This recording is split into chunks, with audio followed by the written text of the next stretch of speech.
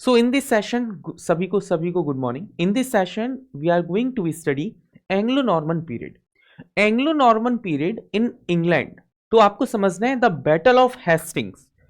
Anglo-Norman period begins with, ये किसके साथ begins हो रहा है? Begins with the Battle of Hastings. The Battle of Hastings. The Battle of Hastings. Okay. The Battle of Hastings. याद आ गया होगा आपको. The Battle of Hastings की हम बात करते हैं. मतलब this era begins with the Battle of Hastings. Hastings की बैटल किस किस के साथ होती है? एग्जैक्टली में यहां पर आपको समझना होगा हैरलॉर्ड गॉडविंसन, okay, and William the Conqueror. William the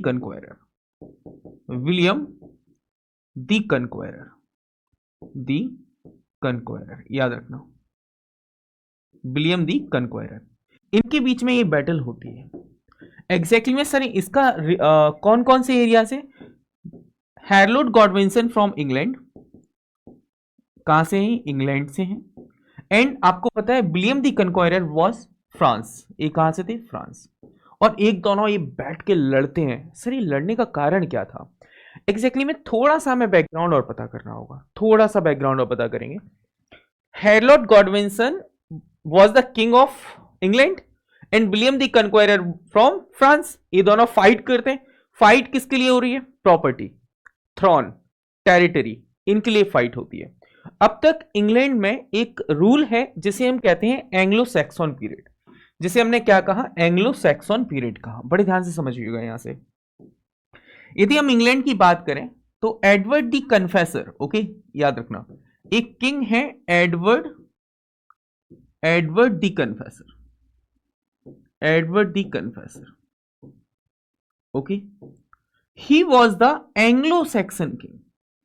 In the last session, we studied Anglo-Saxon period in England. In this session हमें समझना होगा यहां पर एक लास्ट जो किंग है आपको सामने, एडवर्ड द कन्फेसर जो है, ठीक है, वो कौन है? एग्जैक्टली में एडवर्ड द कन्फेसर की हम बात करेंगे तो वो एक एंग्लो सैक्सन किंग है, okay. He Edward the Confessor Anglo Saxon king है, ठीक है, एंग्लो सैक्सन किंग है, ओके, ठीक है. अब एग्जैक्टली में कहते हैं इनके बढ़िया से मित्र थे कौन? इनके सबसे अच्छे दोस्त जो इनकी दारू पार्टी में साथ देते. थोड़े थोड़े जाम चल रहे हैं और बातें चल रही हैं हुक्मरानों की. तो एग्जैक्टली में यहां पर विलियम दी कनक्वायरर, ओके, इनके एक फ्रेंड हैं जिनका नाम है विलियम दी कनक्वायरर. इनके एक कौन है? दोस्त है. इनके दोस्त का नाम क्या है? William the कनक्वायरर. समझ गए होगे आप? विलियम दी कनक्वायरर जो हर किसी को जीतता हुआ आता था. ये इनके कौन है? ये William the Conqueror Edward the Confessor के दोस्त हैं. He was the friend of Edward the Confessor, okay.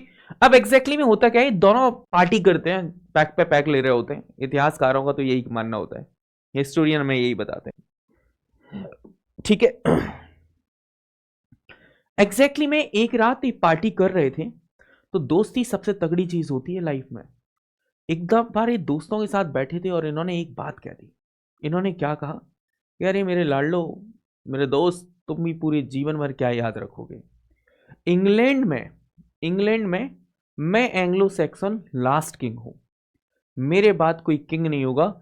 मेरे बाद तुम मेरी सत्ता को संभालोगे. Who handle the throne of England? वो करेंगे विलियम दी कनक्वायरर. और एडवर्ड दी कन्फेसर ने विलियम को क्या दे दिया? तोहफा दे दिया और एक कमिटमेंट दे दिया कि you will be the king of England after me. After मरने के बाद, मेरे मरने के बाद तुम क्या होगे? इंग्लैंड के किंग होगे. After the death of me you will be the king of England, ठीक है. ऐसा हुआ क्यों था? क्योंकि एडवर्ड दी कन्फेसर के पास कोई भी हायर नहीं था. कोई भी हायर नहीं है, ओके, कोई भी हायर नहीं है. तो जब हायर है ही नहीं तो वो क्या करेंगे? इनके कोई सपुत्र तो नहीं थे, ओके. इनके कोई सपुत्र तो नहीं थे, इनके कोई भी सुपुत्र नहीं है, इनके कोई भी सुपुत्र नहीं है। सुपुत्र और पुत्र की बात हुई है, लेकिन ये थे बहुत रंगीले मिजाज के इंसान, तो गलती से इनके कुपुत्र थे जिसे हम कहते हैं इलीजिटिमेट सन। ओके, इनके कुपुत्र थे जिनका नाम था, आप मुझे बताइए इनका नाम क्या था, जल्दी से मुझे कमेंट करके बताएं इनका नाम क्या था। तो आपको याद आ रहा होगा, इनका एक बढ़िया से इनके कुपुत्र थे जो इलीजिटिमेट सन थे इनके, इनका नाम था Harold of Hardrada, Harold of Hardrada. Okay, ये कौन है, इनके पुत्र हैं। Okay, Harold of Hardrada was the illegitimate, not legitimate, illegitimate son of Edward the Confessor. Okay, और इनके साले साहब जो थे, इनके साले साहब का नाम है हेरलॉर्ड गॉडविंसन, हेरलॉर्ड गॉडविंसन, हेरलॉर्ड गॉडविंसन, हेरलॉर्ड गॉडविंसन इनके साले साहब हैं। कौन है, इनके साले साहब हैं। ओके, अब एग्जैक्टली में जब एडवर्ड द कन्फेशर की मौत होती है, डेथ होती है, when Edward the Confessor die, तो अब from France William the Conqueror claim his throne, and from England Harold of Hardrada and Harold Godwinson claim कि दिस इज आवर थ्रोन, ये हमारा थ्रोन है, हम फ्रांस को नहीं दे सकते। एग्जैक्टली में सबसे पहले तो ये दूर से देख के हंस रहा था, बोले हंसते रहो हंसते रहो। ओके, अब एग्जैक्टली में विलियम द कन्क्वायरर, भले वो कन्क्वायरर हो, लेकिन हेरलॉर्ड गॉडविंसन को हराना इतना इजी नहीं था। तो सबसे पहले तो इन्होंने देखा कि चलो अच्छे मौके की तलाश करते हैं, एक अच्छा मौका देखेंगे फिर बात करेंगे इनसे, ठीक है। तो एग्जैक्टली में जैसे ही हेरलॉर्ड ऑफ हेराडा ने कहा कि मैं, मेरे फादर की डेथ के बाद मैं किंग बनूंगा, तो हेरलॉर्ड गॉडविंसन कहते हैं मेरे जीजा जी की डेथ के बाद मैं किंग बनूंगा। सबसे पहले तो इन दोनों में फाइट हो जाती है, इन दोनों में बढ़िया तरीके से फाइट होती है, रज के होती है। मामा और, तुम समझ रहे हो, मामा और भांजी लड़ रहे हैं आपस में, दे तलवारें दे तलवारें। लास्ट में होना क्या था, होना यह था कि Harold Godwinson was very powerful, was very strong personality, और ये हेरलॉर्ड ऑफ हराडा को मार देता है, ये हेरलॉर्ड ऑफ हेराडा को मार देता है और डिफीट होती है। विनर कहलाता है इन दोनों में हेरलॉर्ड गॉडविंसन, ही वॉज द विनर, और वो क्लेम करता है कि अब एडवर्ड द कन्फेशर के बाद I will be the king of England. लेकिन यहां से चैलेंज आता है William the Conqueror from France, अभी बाजी खत्म नहीं हुई है, यदि तुम्हें फ्रांस से लड़ना होगा तब जाकर आप इंग्लैंड के किंग बनेंगे, you have to fight with France for being the king of England. Exactly में ये मैटर आ गया। अब हेरलॉर्ड गॉडविंसन और इनकी फाइट होती है, लेकिन ये आपस में किसी को ही नहीं हरा पाते, because he was the great night, वो एक ग्रेट नाइट था, ही वॉज द ग्रेट नाइट, एक बड़ा अच्छा लड़ाकू इंसान था, ही वॉज द ग्रेट नाइट। यदि ये अच्छा नाइट है तो ये पूरी तरह से आर्मर पहन के रखता था, ये क्या रखता था, आर्मर पहन के रखता था, और आर्मर ऐसे पहन के रखता था जैसे कि आपको पता है कि उसका चेहरा तक एग्जैक्टली में एक स्टील की प्लेट से ढका होता था, तो कोई भी उसे मार नहीं सकता। अब मतलब ये तो चैलेंज बन जाता है विलियम द कन्क्वायरर के लिए कि ग्रेट नाइट हेरलॉर्ड गॉडविंसन को कैसे हराया जाए। तो एग्जैक्टली में होता क्या है कि ये विलियम द कन्क्वायरर बहुत माइंडेड इंसान है, फ्रांस से है ना, बहुत ही माइंडेड इंसान है। ये ढोल बजाना, ड्रम्स, मतलब ही स्टार्ट प्लेइंग ड्रम्स, वो ड्रम्स बजाना स्टार्ट करता है। जैसे ही ड्रम्स बजाना स्टार्ट करता है और कहता है कि विलियम द कन्क्वायरर की पूरी जो सोल्जर्स हैं वो कहना स्टार्ट करते हैं कि हेरलॉर्ड गॉडविंसन डाई, हेरलॉर्ड गॉडविंसन डाई, हेरलॉर्ड गॉडविंसन डाई। तो जो हेरलॉर्ड गॉडविंसन की जो आर्मी थी वो एग्जैक्टली में थोड़ी सी वीक हो जाती है, कहती है कि राजा मर गए तभी तो ये ड्रम्स प्ले हो रहे हैं। तो विलियम दी एग्जैक्टली में, और यहां से जो है वो आर्मर बैठे हुए थे एकदम निशाने लगाए के, एकदम एरो को और बो को लेकर खड़े हुए थे। अब देखते हैं, जैसे ही हेरलॉर्ड गॉडविंसन ने कहा अरे मेरे पगलो तुम परेशान मत हो, मैं जिंदा हूं, जैसे ही उसने अपना आर्मर उठाया और वहां से एरो आता है और धम, तो विलियम गॉडविंसन हेरलॉर्ड को मार देता है। अब एग्जैक्टली विलियम गॉडविंसन ने हेरलॉर्ड को कैसे मारा, ऐसे मारा, और यहां पर एग्जैक्टली में विक्ट्री मिलती है विलियम द कन्क्वायरर को। यहां पर विक्ट्री किसको मिलती है? विक्ट्री मिलती है विलियम द कन्क्वायरर को। William the Conqueror was the king of France, लेकिन now as well as the king of England, and William the Conqueror became the king of England, and became the king of England, became the king of England, became the king of England in 1066, or this is the beginning of Anglo-Norman period. Saxon was removed, Saxon was defeated in England. अब there are two monarchy, Angles and Normans. Normans was, who was Normans? और William the Conqueror from France and Normandy. ये कहां से थे? France and Normandy. Okay, ये Normandy से भी थे। डेट्स वाई यहां पर एक नया एरा स्टार्ट हो जाता है। That's why we call this era Anglo Norman period, Anglo Norman period, Norman period. अब सर यहां से होना क्या है? यहां से होना यह है कि right now 1066, okay, right now 1066, बड़े ध्यान से समझिएगा, पूरी हिस्ट्री समझनी है। 1066 से लेकर, ओके, 1066 से लेकर टिल 1500, इसे हम कहते हैं the middle English period. From 1066 to the middle English period, okay, the middle English period, बड़े ध्यान से समझिएगा, द मिडिल इंग्लिश पीरियड। अब देन इसके बाद और क्या होने वाला है सर?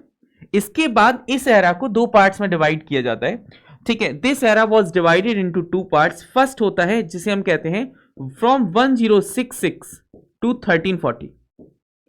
1340, ओके, याद रखिएगा 1340, इसे हम कहते हैं Anglo Norman period, Anglo Norman period. Monarchs always change with the time, हमेशा मोनार्क जो है और dynasty always change with the time. और यहां पर आपको पता है कि life is all about, life किसके बारे में? फिटेस्ट ऑफ सर्वाइवल, ओके, बस जो सर्वाइव कर गया। इसके बाद इनका जो बी पार्ट है ये स्टार्ट होता है 1340 से 1400 तक, okay, 1340 from 1340 to 1400, okay.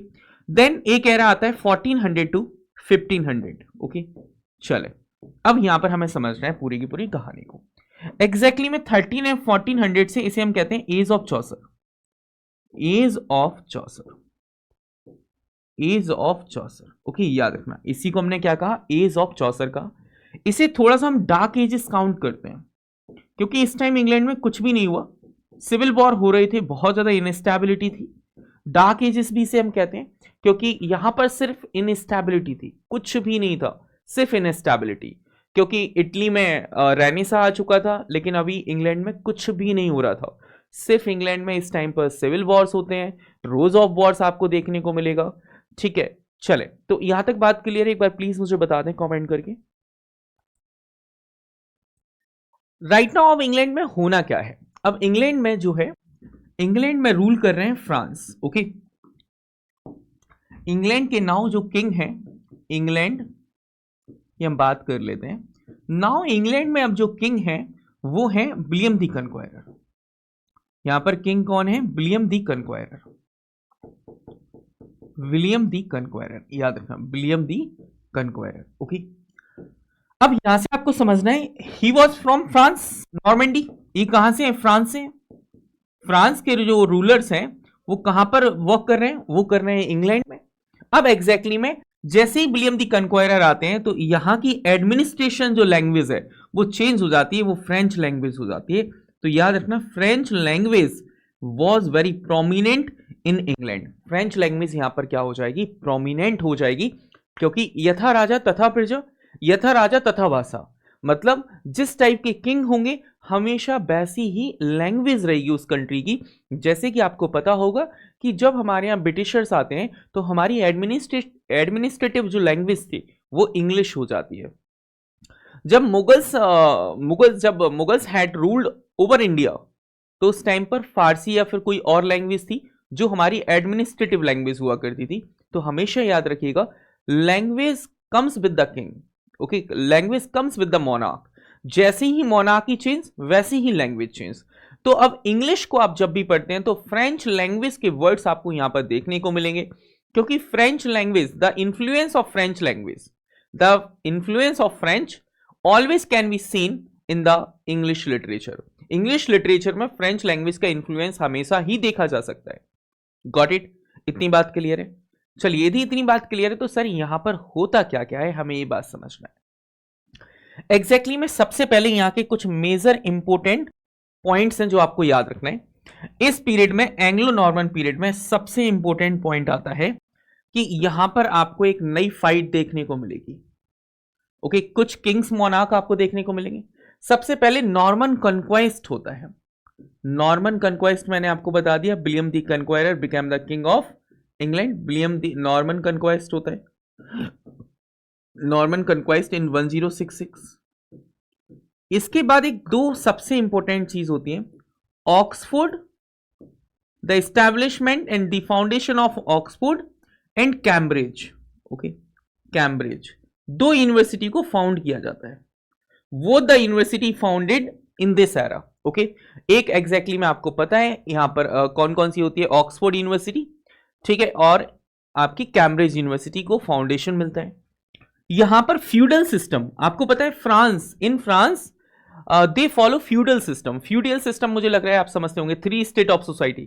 Three state of society होती है, मोनार्क्स हैं, देन प्रीस्ट है, नाइट्स है एंड पीजेंट्स हैं।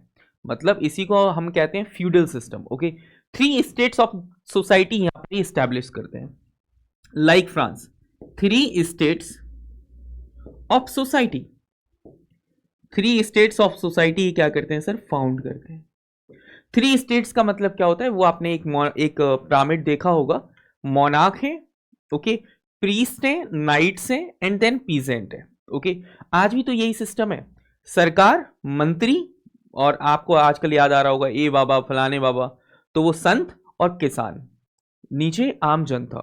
और आम जनता जो होती है वो इनको देती है और ये लोग सरकारों को देते हैं। यही फ्यूडल सिस्टम आज है। भले हम डेमोक्रेटिक कंट्री में हैं, वी फॉलो डेमोक्रेसी, लेकिन स्टिल डायरेक्ट और indirectly we follow feudal system.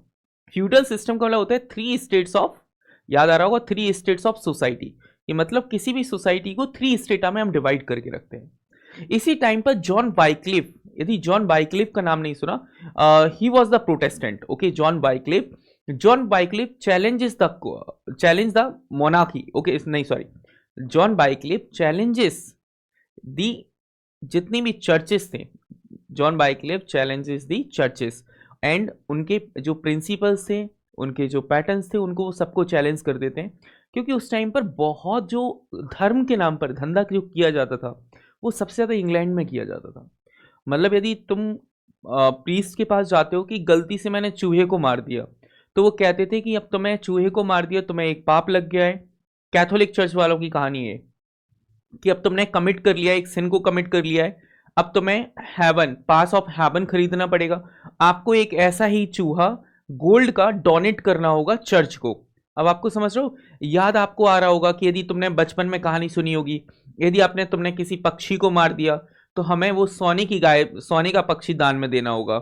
हमने यदि गाय को मार दिया तो हमें चांदी की गाय दान में देनी होगी। ये सुनो, ये सारा सिस्टम रिलीजियस था, मतलब उन लोगों के घर चलाने के लिए था जो लोग दूसरों पर हुक्मरानों के नीचे बैठकर उनके लिए काम करते हैं, जैसे साधु हैं, सन्यासी हैं। साधु सन्यासी नहीं कह सकते, जो ढोंग और दिखावा करने वाले, ठीक है, पंडित हैं या फिर पादरी हैं, चर्चेस हैं, ये सब लोग वैसा काम करते थे।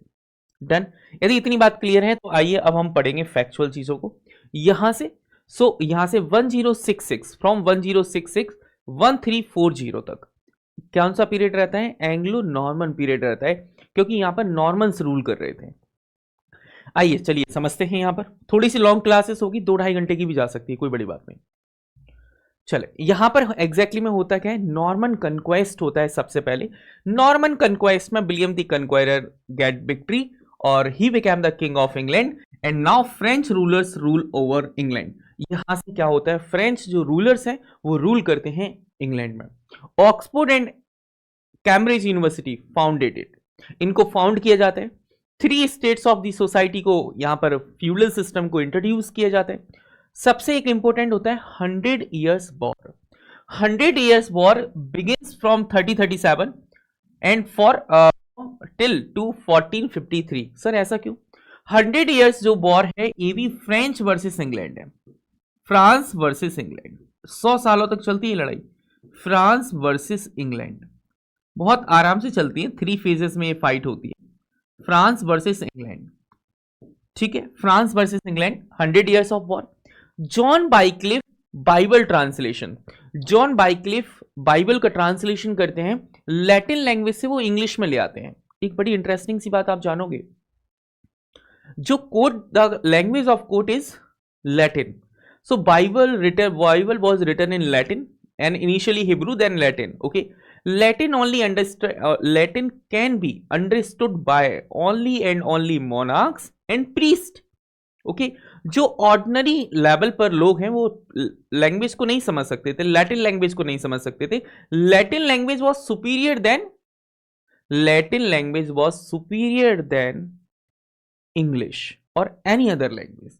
ये किसी अन्य भाषा से बहुत ज्यादा सुपीरियर कंसीडर की जाती थी Latin language.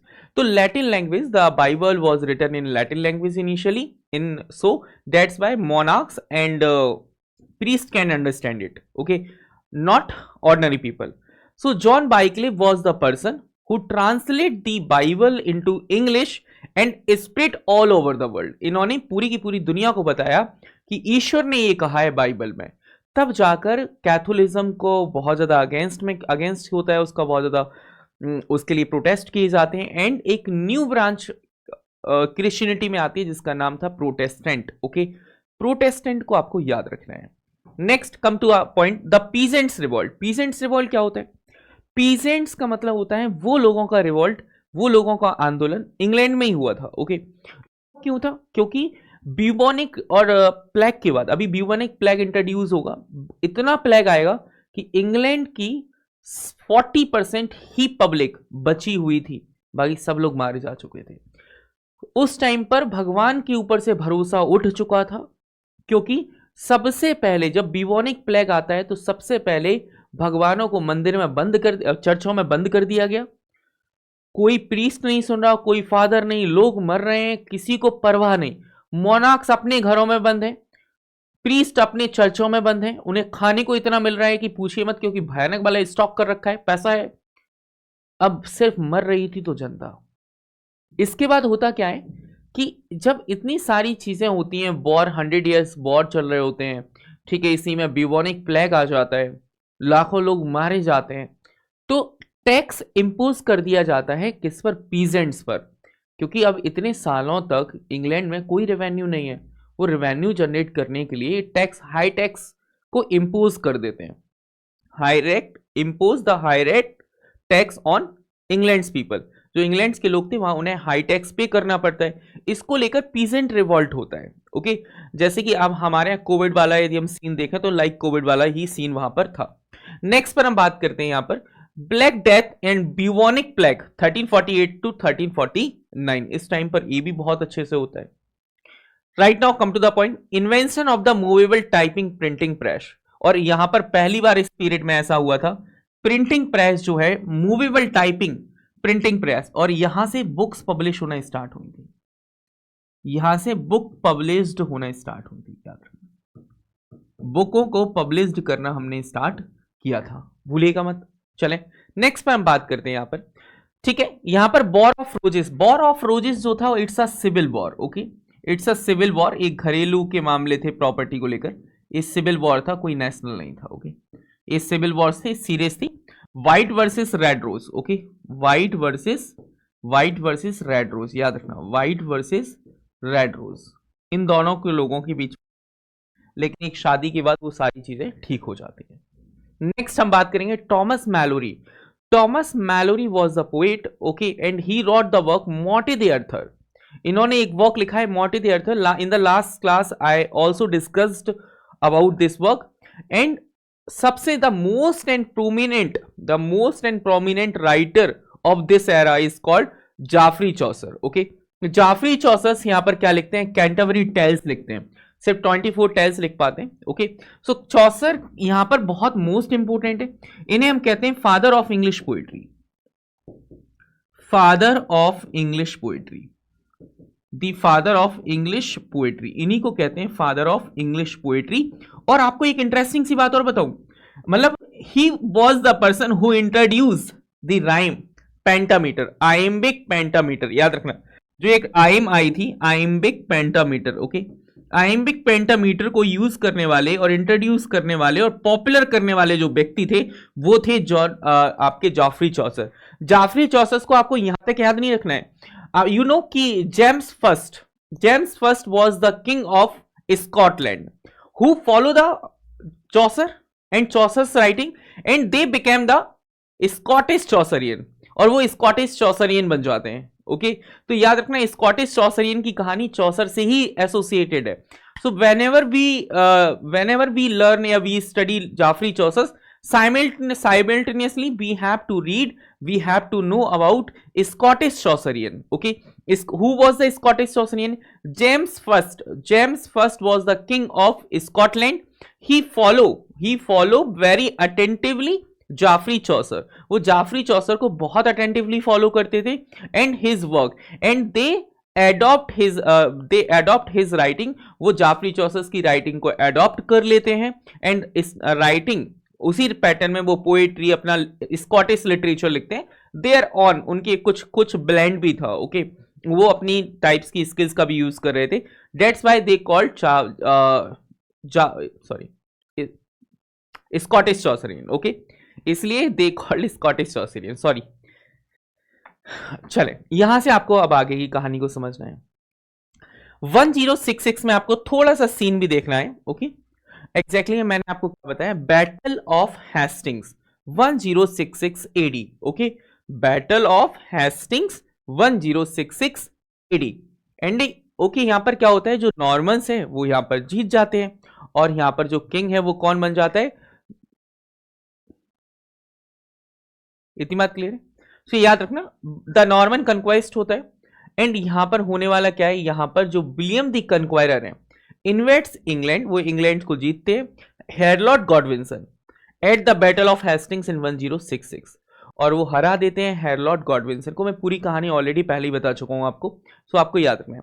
French became the important line, French became the language of the court end of administration. और फ्रेंच लैंग्वेज जो है वो इंग्लैंड में अब वापस से प्रोमिनेंट होती है। French language was the court language and language of administration, ये एडमिनिस्ट्रेशन की लैंग्वेज थी। Oxford University founded in 1167, okay 1167, okay and Cambridge in 1209। दोनों यूनिवर्सिटी इस टाइम पर फाउंड होती हैं, 1167 ऑक्सफोर्ड, ओके याद रखना है, और कैम्ब्रिज 1209। 3 स्टेट्स, यहां पर 3 स्टेट्स वाली जिसे हम फ्यूडलिज्म सिस्टम कहते हैं। नोबिलिटी मतलब राजा, क्लर्जी मतलब धर्म वाले लोग, और पीपल। तो यहां पर याद रखना एक 3 वाला आपको याद रखना है कि इस टाइप से क्या है, एक पिरामिड हम बनाते हैं, यहां पर लोग रहते हैं, पीपल रहते हैं, यहां पर एग्जैक्टली में आपको पता होगा क्लर्जी मतलब जो धर्म से रिलेटेड लोग हैं वो रहते हैं, और सबसे ऊपर रहते हैं नोबिलिटी। कौन रहते हैं सर, नोबिलिटी रहते हैं, याद रखिएगा सबसे ऊपर कौन रहते हैं सर, नोबिलिटी रहते हैं, मतलब राजा महाराजा ये लोग रहते हैं। And reflected in linguistic division, और यहां से लिंग्विस्टिक डिवीजन को डिवीजन होता है। ओके, चले नेक्स्ट पर हम बात करते हैं, बहुत आराम से पढ़ रहे हैं। किंग हेनरी सेकंड के बारे में बात करेंगे, क्योंकि यहां पर टॉमस बैकेट से इनके एक सेंट हुआ करते थे, टॉमस बैकेट। ओके, और श्राइन ऑफ टॉमस बैकेट का नाम आपने तब सुना होगा जब वो कैंटरबरी टेल्स में जब उनकी श्राइन पर जा रहे होते हैं। ओके, तो यहां पर होता क्या है कि यहां पर टॉमस बैकेट की हत्या कर दी जाएगी। टॉमस बैकेट डायरेक्टली मोनार्की से पंगा लेता है और जो हेनरी सेकंड है वो इसको मरवा देंगे। ओके, 1167 के आसपास। याद रखिएगा king Henry second ruled England, Normandy and अंजुआ।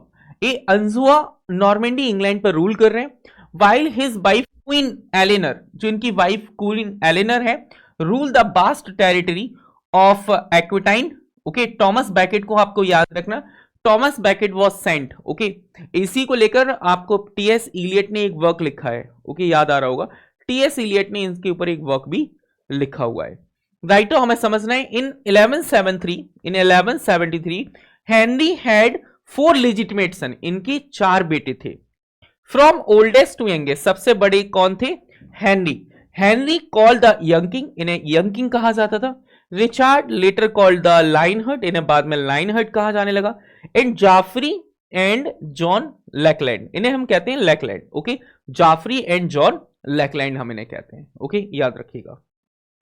Right now William, अब आपको थोड़े से इंग्लिश मोनार्क समझने, ठीक है, सबसे पहले इंग्लिश मोनार्क समझने, ओके। अब यहां से एंग्लो नॉर्मन पीरियड में एक नया एरा स्टार्ट हो रहा है, तो सबसे पहले हमें एक एक करके समझना है।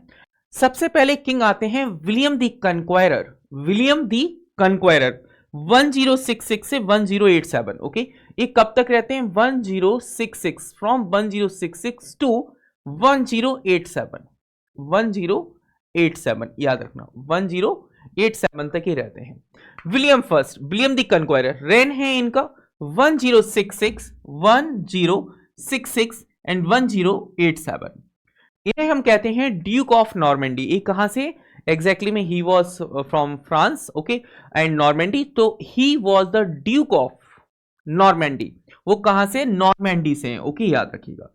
डिफीट किंग हैरलॉर्ड, वो किंग हैरलॉर्ड सेकंड को at the battle of Hastings 1066, इसमें वो क्या करते हैं, हरा देते हैं, okay, and introduced feudal system in England, और ये फ्यूडल सिस्टम इंग्लैंड में इंट्रोड्यूस करते हैं। So he introduce feudal system, feudal system आप समझ रहे हो क्या होता है, फ्यूडल सिस्टम का मतलब होता है 3 स्टेट्स, ओके, याद, फ्यूडल सिस्टम में 3 स्टेट्स आ जाती है, नोबिलिटी, प्रीस्ट, ओके, और पीपल, 3 स्टेट्स को इंट्रोड्यूस करते हैं, क्योंकि France already practised it, France जो है वो ऑलरेडी प्रैक्टिस कर रहा था, और आपको याद रखना है this is the feudal system was removed in 1789, और इन 1789 में आकर फ्रेंच रेवोल्यूशन होता है और फ्यूडल सिस्टम वाज एबोलिश, उसे खत्म कर दिया जाता है, okay.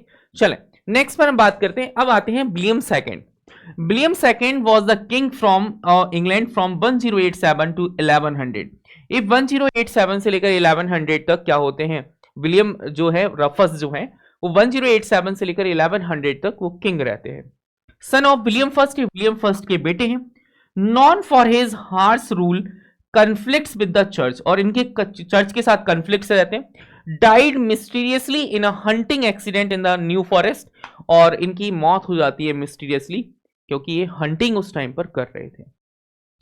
Right of Henry first, याद रखना, Henry first was the king, Henry first was the king from 1100 to 1135, तो याद रखना William first, William second, William second के ही बेटे थे हेनरी, मैंने आपको बताया था ना, उनके 4 बेटे थे, हेनरी के 4 बेटे अभी आएंगे, हेनरी सेकंड भी आ जाएंगे, तो हेनरी 1100 से 1135, प्लीज मोनार्क का सीक्वेंस याद रखना, विलियम फर्स्ट, विलियम सेकंड, फिर आ जाएंगे हेनरी, ओके, हेनरी जिनका जिक्र कौन कर रहा है, जिनका जिक्र करेंगे William Shakespeare, Henry fourth, Henry 8, Henry 6, okay, ये हिस्ट्रीज इनके बारे में विलियम शेक्सपियर ने ऑलरेडी लिखी हुई है। Youngest son of William first, ये विलियम फर्स्ट के बेटे हैं, and issue the charter of liberties, important constitutional document, exactly में इन्होंने इशू किया था the charter of liberties, charter of liberties में एग्जैक्टली में लिबर्टीज के बारे में पता था कि पब्लिक को कौन कौन सी लिबर्टीज चाहिए। Next end of Anglo Norman period, और यहां पर एंग्लो नॉर्मन पीरियड जो रूल है वो यहां पर खत्म होता है 1154, Henry second ascended the throne, Henry second आते हैं और वो यहां पर थ्रोन को असेंड करते हैं, बिगिनिंग ऑफ द प्लेटेजेंट मतलब एनसिवियन डायनेस्टी, और यहां से प्लेटेजेंट, ओके, याद रखना, प्लेटेजेंट जो डायनेस्टी है वो हम यहां से स्टार्ट करेंगे, तो यहां पर जो पहला किंग बनते हैं वो बनते हैं स्टीफन ऑफ ब्लॉइज, ओके, याद रखना, स्टीफन ऑफ ब्लॉइज 1092 से 1154, ओके, यहां पर ये स्टीफन ऑफ ब्लॉइज आते हैं 1135 से लेकर 1154 तक, okay, new nephew of Henry first, ये हेनरी फर्स्ट के नेफ्यू हैं। Period of civil war called the अनाकी, एक अनाकी सिस्टम यहां पर चल रहा था, मतलब सिविल वॉर चल रहा था, जैसे हम अनार्की कहते हैं। तो अनार्की का मतलब क्या होता है, जब किसी भी राज्य में, किसी भी स्टेट में, किसी भी नेशन में जब सिविल वॉर्स कंटिन्यूअसली चलते हैं तो उसे हम क्या कहते हैं सर, उसे हम कहते हैं दी अनार्की। ओके, याद रखिएगा। Conflicts with impress Matilda. Okay, जो इनके कन्फ्लिक्ट्स थे वो इम्प्रेस मैटिल्डा से थे। And last Anglo Norman king, और ये लास्ट एंग्लो नॉर्मन किंग होते हैं। अब बात आती है सर हेनरी सेकंड।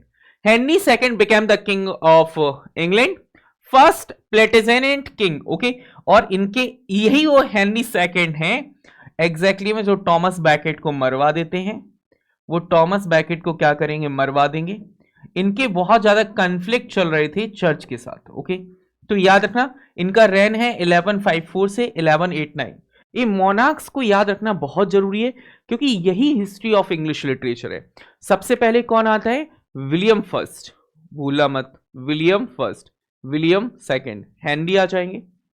ठीक है, हेनरी सेकंड के बाद हेनरी आएंगे, फिर उसके बाद कौन आ जाएगा, इसके बाद इनके बेटे आ जाएंगे Stephen of Blois, then Henry second.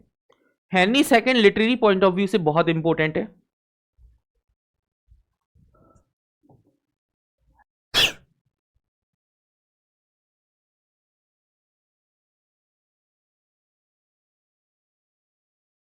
God bless मी।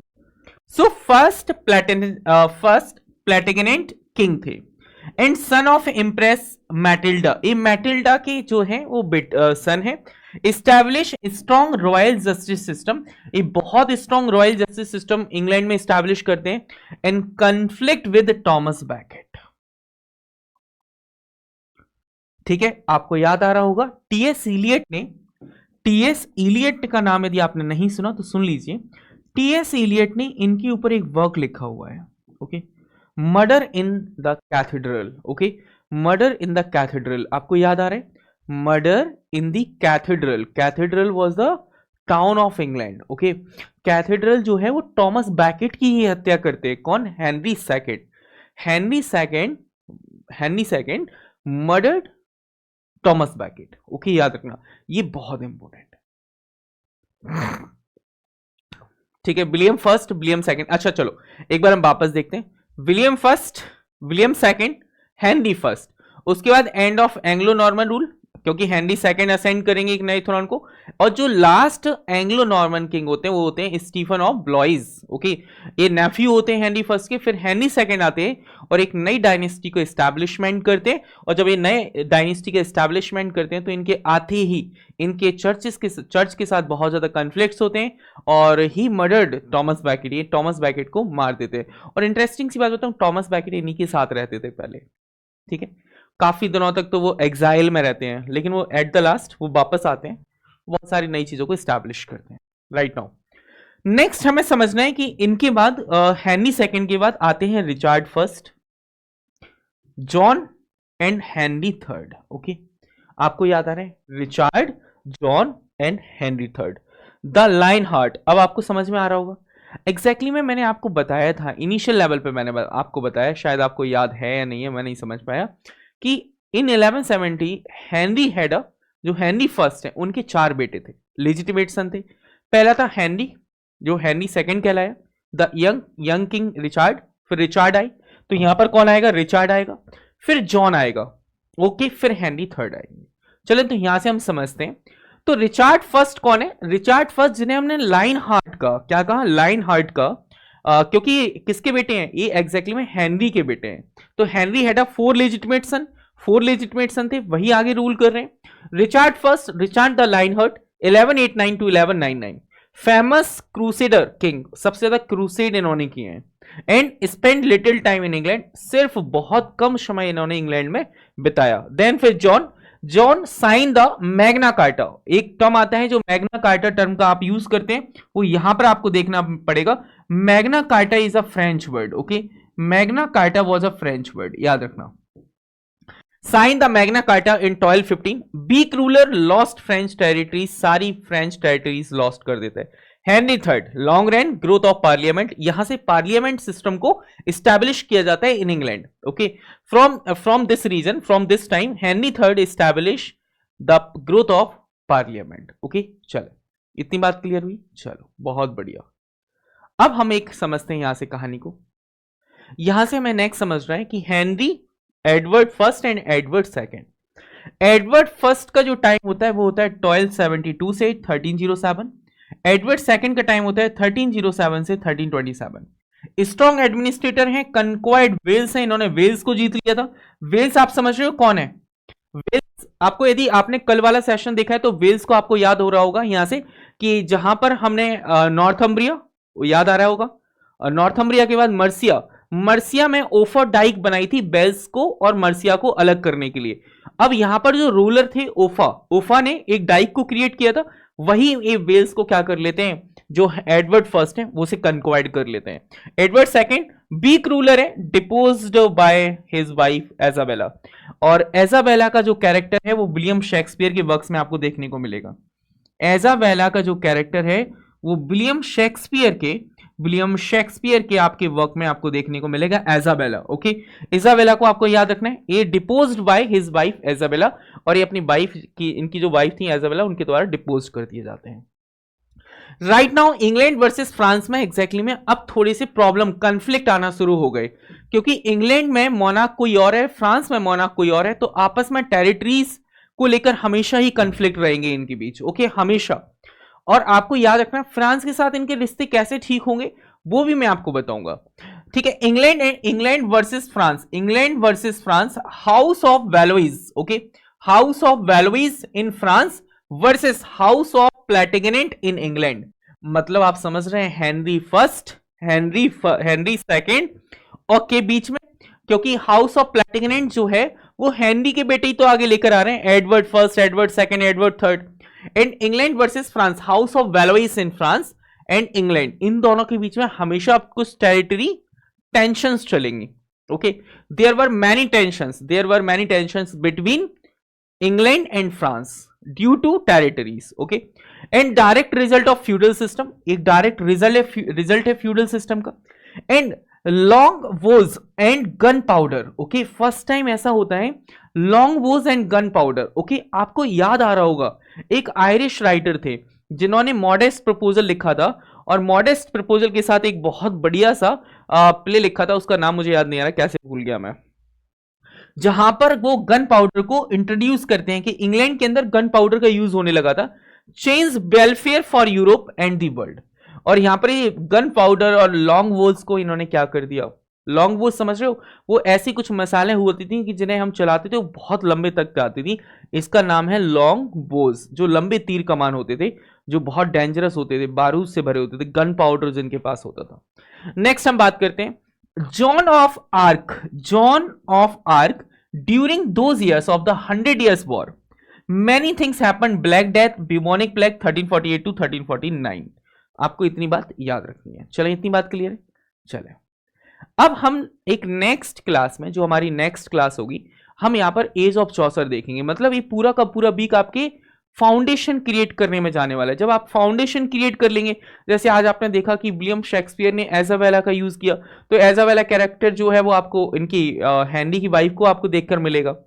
तो हेनरी सेकंड आपको समझ में आया होगा कि यहां पर Murder in the Cathedral, okay, Murder in the Cathedral by T S. Eliot ने एक जो स्टोरी लिखी है, वो हेनरी सेकंड का जो चर्च के साथ कन्फ्लिक्ट था वो टॉमस बैकेट को मार देते हैं। और टॉमस बैकेट से आपको याद आ रहा होगा age of Chaucer, age of Chaucer में भी कुछ ऐसे ही होता है कि वो सेंट, ठीक है, सेंट टॉमस बैकेट की श्राइन पर जा रहे होते हैं, और वहां पर वो सब लोग जो पिलग्रिम्स हैं वो क्या लिखते हैं, वो एक स्टोरीज लिखते हैं। आपको याद आ रहा होगा एज ऑफ चौसर। तो आप समझिए कि यदि आपके पास हिस्ट्री ऑफ इंग्लिश लिटरेचर है तो कुछ वर्क आप इतनी इजीली और एकदम फैमिलियर तरीके से डील कर पाएंगे कि आप सोच भी नहीं सकते। तो मैं हमेशा एक बात को कहता हूं कि हमेशा बने रहना चाहिए। अब हम नेक्स्ट सेशन में देखेंगे age of Chaucer, age of Chaucer from 1340 to 1400। तो आज के लिए बस इतना काफी है। प्लीज अब आपसे एक इंपॉर्टेंट मेरी रिक्वेस्ट है कि नोट्स बनाते रहें। शॉर्ट नोट्स यदि नहीं बनाओगे तो मैं कितना भी अच्छा पढ़ाने की कोशिश करूं वो आपके लिए बेस्ट हो जाएगा। तो हमेशा आपसे रिक्वेस्ट है कि आप प्लीज एंड प्लीज आप नोट्स बनाते रहें, वो बेहद ही इंपॉर्टेंट है। ओके, बेहद ही इंपॉर्टेंट है, तो प्लीज नोट्स जरूर बना लें। ठीक है, बाकी इनके ऊपर डिस्क्रिप्टिव क्वेश्चंस मैं आपको लिखने को दूंगा। एक बार बहुत सारा कलेक्शन एज ऑफ चौसर तक हम पढ़ लें। फ्रॉम एज ऑफ चौसर के बाद मैं आपको इंट्रोड्यूस करूंगा डिस्क्रिप्टिव क्वेश्चंस, जहां से आपको क्वेश्चंस मिलेंगे और आपको पूरी हिस्ट्री लिखनी पड़ेगी। तो इसलिए मैं कह रहा हूं, और वो सारी कॉपीज मैं चेक करूंगा। तो इसलिए आप याद रखिएगा कि आपको एक एक चीज बहुत बारीक तरीके से पढ़नी है। बहुत छोटे छोटे माइनर पॉइंट्स हमें ध्यान रखते हुए चल रहा है, क्योंकि यही सफल सक्सेस का एक सबसे अच्छा वे होता है कि focus on little things, focus on little things, little events, little points. जैसे कि आपको पता है यूजीसी नेट ने अपना पैटर्न चेंज किया। यूजीसी नेट ने वही राइटर्स को पूछा, वो हमेशा से उन्होंने जैसे स्पेंसर को पूछा तो स्पेंसर की उन्होंने लाइन पूछ ली। तो यदि अब वही कंपटीशन में आगे होगा जिसके पास डीप नॉलेज होगी, यदि those students who have deep knowledge of subject will qualify the exam, वही क्वालिफाई करेंगे एग्जाम। जो सिर्फ एक सुपरफिशियल नॉलेज लेकर यदि एग्जाम हॉल में बैठ रहे हैं वो आगे नहीं चलेंगे, क्योंकि सबसे ज्यादा रेवोल्यूशन भारत में यदि आने वाला है तो वो एजुकेशन इंडस्ट्री है। एजुकेशन में इतना सब कुछ होगा कि एजुकेशन वापस से एक इंडस्ट्री की जगह वेलफेयर बन जाएगा। लोगों को हमेशा ही देखिए, भारत हो या हम एंशिएंट इंडिया की बात कर लें, देखिए गुरुओं को हमेशा पैसा मिलता था, गुरु दीक्षा उन्हें मिलती थी। लेकिन जो इंडस्ट्री वाला शब्द है हमने अभी 21st सेंचुरी में हमने दिया है। तो मैं हमेशा से एक बात कहता हूं कि ऐसा नहीं करना चाहिए, क्योंकि इंडस्ट्री नहीं, जहां पर हम वेलफेयर करना चाहें, जहां पर हम सोशल वेलफेयर करना चाहें, हम लोगों के बारे में सोच पाए, पैसा नहीं, सिर्फ पैसा हमारे लिए एक सेकेंडरी होना चाहिए, फर्स्ट होना चाहिए हमारे लिए वेलफेयर। तो मैं हमेशा अपने स्टूडेंट से कहता हूं कि बहुत डीप नॉलेज के साथ स्टडी करो, छोटे छोटे पॉइंट्स आप याद रखो, यहां से जितने भी लिटरेरी मूवमेंट्स है वो याद रखना। सबसे इंपॉर्टेंट एरा आपके पास आने वाला है एज ऑफ चौसर, इसके बाद सब कुछ इंपॉर्टेंट है। आप यदि एज ऑफ चौसर के बाद यदि मुझसे बात करेंगे, रेनेसा पीरियड, रेनेसा आप देखेंगे, उसके बाद आप एज ऑफ पोप देखेंगे, एज ऑफ चौसर देखेंगे, बहुत सारी चीजें चलती रहेंगी आपके साथ, ठीक है। जॉन मिल्टन, जॉन डन, उसके बाद Alexander Pope, doctor Samuel Johnson, William Wordsworth, Samuel Taylor Coleridge, बहुत धीरे धीरे आपको रोमांटिक एज में आप आ जाएंगे। रोमांटिक एज के बारे में हम इतना बहुत कुछ पढ़ेंगे कि आप सोच नहीं सकते। तो हमेशा जुड़े रहिए, आप मेरे साथ जुड़े रहेंगे, आपकी लैंग्वेज में आपकी ही चीज़ों को मैं प्रोवाइड करता रहूँगा। Thank you so much, bye bye, take care.